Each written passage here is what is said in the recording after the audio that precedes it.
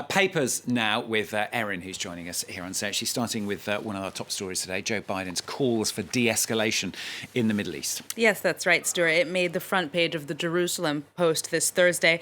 Now, the Israeli paper noting, however, that Netanyahu remains determined to continue the Gaza operation despite the growing pressure for a ceasefire. And though the conservative Daily says that Israel's fight against Hamas is legitimate, it says the government does need to make sure that it has an end game to the fighting. It also adds that if the bombing goes on too long, it could damage Israel's relationship with some of its new partners, including the UAE, Bahrain, Morocco, or Sudan. Now, according to Haaretz, Benjamin Netanyahu's declarations about continuing the operation isn't necessarily contradictory with ceasefire negotiations. The paper quotes diplomatic sources who argue that Joe Biden's decision to call for de-escalation instead of explicitly using the word ceasefire is precisely aimed at giving the Israeli military time to carry out its operation until its defined objectives have been met. So calling for de-escalation, but his stance on the conflict, Joe Biden, I mean, it's still stirring controversy, isn't it, in the US? Yeah, that's the gist of an opinion piece in Thursday's New York Times. Nicholas Kristof starts by saying, and I quote, "If you oppose war crimes only when your enemies commit them, it's not clear that you actually oppose war crimes." Now, the columnist wonders why U.S. tax dollars, again, I quote, should subsidize a reign of destruction that has killed scores of children, rather. And he suggests that the United States should deplore Israel's bombing of civilians in the same way it deplores Hamas firing rockets in civilian cities in Israel. He finally goes on to argue that Netanyahu's resisting a ceasefire is kind of shaking the roots of the historic alliance between the U.S. and Israel, especially within the Democratic Party. And on that note, he hails some Democratic senators, including Bernie Sanders, who have stood up to Israel.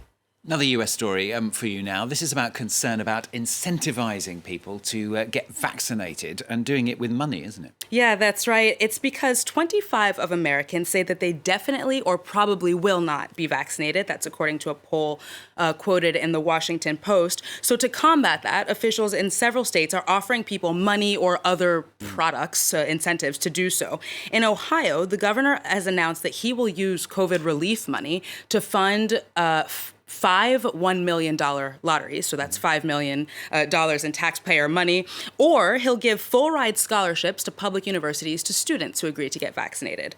Well, this Washington Post columnist says that this is really not a good idea, not only because it looks bad, especially to countries who don't have access to as many vaccines that we're having to kind of give money to people to get vaccinated, or cars, things like that, but also because, and I quote, that gimmicks like this can backfire. Sometimes offering payments to do something makes people more suspicious.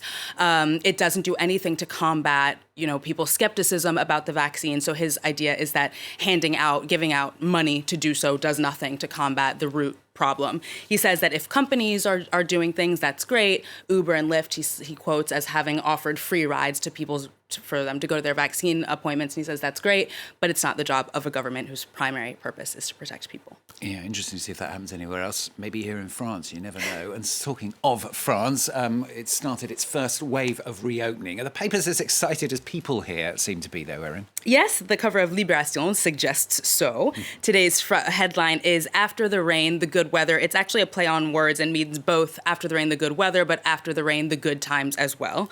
And it asks readers how they took advantage of their first hours of confinement. Unsurprisingly, many of them, I imagine, like us, either went to cafes, bars, restaurants, museums, all of which are now open after 6 months of closure.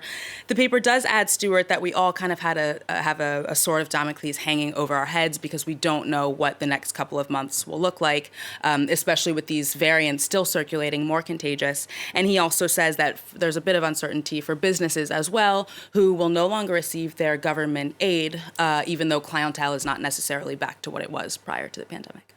And we're going to finish with Erin with an unorthodox tourist attraction. Yes, an unorthodox and a smelly one, because more than 1,200 visitors are flocking to an abandoned gas station in the San Francisco area.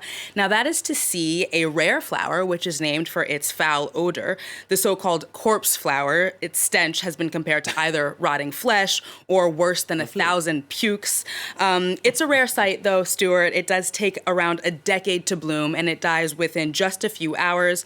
There are less than 1,000 in the wild, so if you want to smell something really horrible, now is the time to do it. Either 1,000 pukes or that is the choice by the sound of it.